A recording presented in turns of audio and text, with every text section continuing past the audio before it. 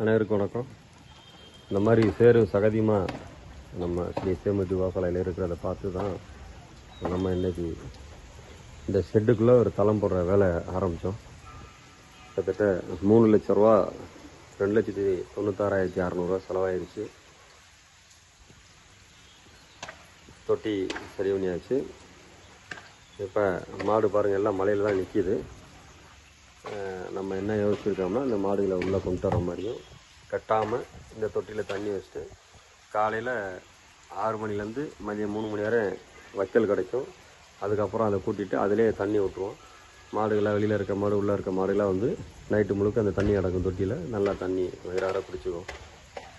அதுக்கான வேலை நடந்துகிட்ருக்கு. முடிய போது இந்த பைப்பு பதிக்கிற வேலை முடிஞ்சுச்சுன்னா மாடுகளை மேலே கொண்டு வந்துடலாம். குறைஞ்சபட்சம் நம்ம ஒரு 200 வெளியில் தெரிகிற பசுக்கள், ரோட்டில் தெரிகிற பசுக்களை வந்து கொண்டு வர மாதிரி நம்ம யோசிச்சுருக்கோம்.